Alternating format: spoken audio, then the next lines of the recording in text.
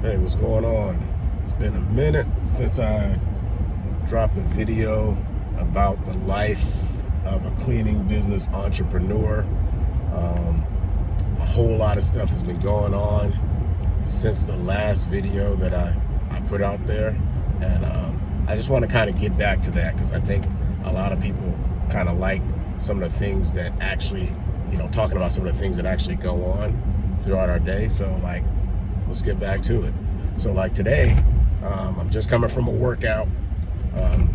Most important thing I think is your physical and your mental, and working out helps with both of those. It takes your mind off of things, it helps you relax, all the while building your physical body and making you be able to endure the mental and the physical struggles of being an entrepreneur, whether it be in the cleaning business or whatever.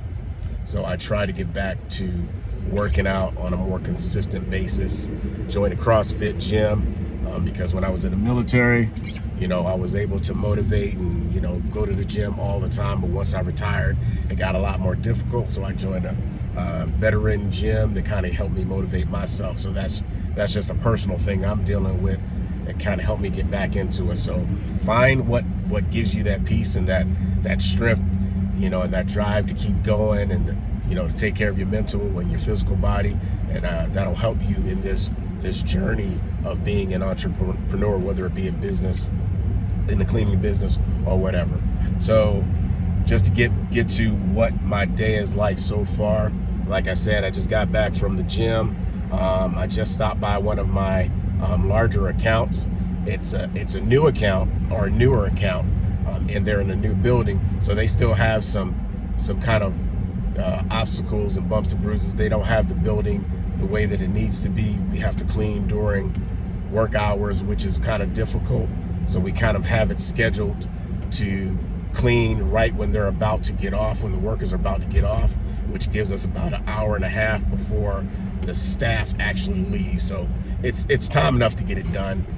But it took some time. It took some kind of sweat equity to actually do the cleaning myself, to kind of understand how long it's going to take somebody to actually clean while, still cleaning during office hours. Hopefully they'll get to the point, and they're still working on it, where we can get in there after hours. If we get in there after hours, it's a piece of cake. The difficulty is cleaning a facility like that has a warehouse and a staff or office side. Makes it difficult with people tracking back and forth. So you got to be strategic in how you're scheduling your people. So I have a subcontractor that's going to be taking over that spot. Matter of fact, today, she happens to be my daughter. I've had two other subcontractors in there, but both of them got out of it, just because of scheduling and other things they had going on. So it wasn't any fault of mine. I had it worked out perfectly, but just their schedule didn't allow them to be able to do it. But that's one part of putting in subcontractors in the accounts. You need to understand, their availability and flexibility, and realize, hey, is this a good fit? Will this person fit for this job? They can tell you more than you can, but you still have to kind of, calculate that in your decision process of who you're going to select to take over that position. But my daughter, she has the ability to do it. She's amazing. She's been with me, not from day one, but she's been there for a while, and she handles all anything I have going on. I put her in that position.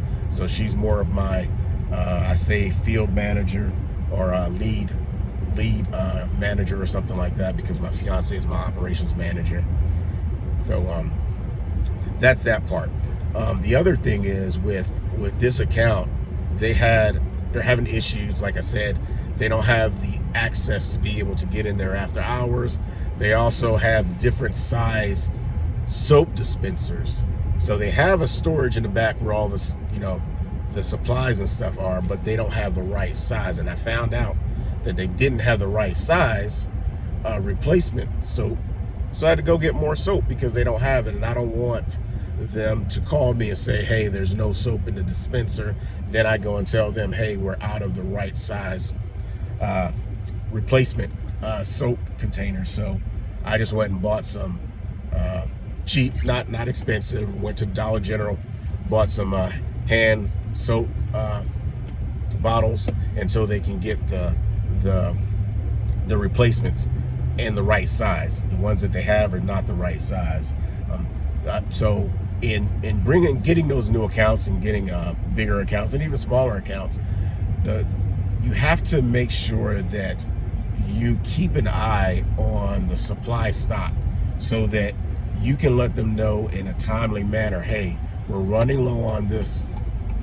Can you get, extra supplies so that, once we run out, we'll have something to replace it with. So that's another part of the service that you provide.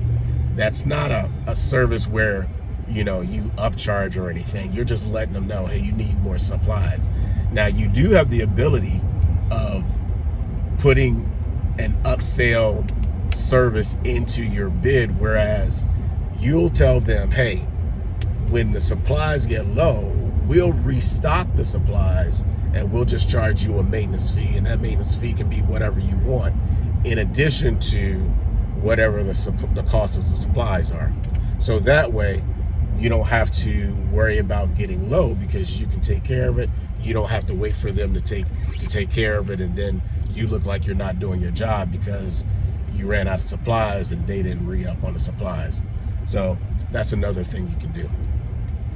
But this account is actually not bad. It's a really good account. I love it. Like I said, it's one of my bigger accounts,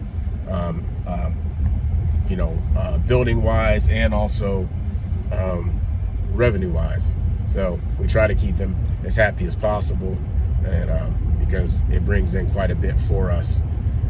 The other thing is right now I am, like I said, I'm just coming from the gym, and from that location now I'm heading to the house, shower real quick, get ready for my morning meeting with my virtual assistants. I have an executive administrative assistant, and I also have a cold caller. I have two cold callers, but he does both. And then I also have a social media manager. So I have weekly meetings with them. Weekly now because it's still new, and we're still learning each other, and they're learning what I need from them, what I expect, and we're just going that route. So right now I have to get ready to get to my computer and have our meeting and kind of discuss things like that, and also do their payroll because they're overseas, they're in the Philippines, and we just have it scheduled that way. So I'm about to pull into the house, but I just want to give you guys some encouragement, give you some information to kind of help you in your journey. Hey, you're not alone. Reach out there if you need some help, you need to answer some questions. I'm in a network called CBN Clean Biz Network. It's a network of like-minded individuals that are on the same journey that you are, whether it be in the beginning stages, just learning, you're anticipating or contemplating starting a new cleaning company. Come join Clean Biz Network. Make sure you look in the link below. There's a link where you can kind of get a free 30-day trial, see how it is, see what we bring to the table, and see how we're different from the other cleaning groups, cleaning networking groups that they call themselves. See how we're exponentially better, in my opinion, my humble opinion. So with that being said, I got to go get to my meeting. I'll try to drop more of these Life of the Cleaning Business Entrepreneur videos, just to kind of give you guys some motivation so you can see what I'm going through, what I deal with on a day-to-day basis. Until then, you guys take care, and remember, it's not clean until it's squeaky clean. That's my motto for my cleaning company, but I have other things going on. Make sure you check the description below, and also check the next video. It's going to be over here.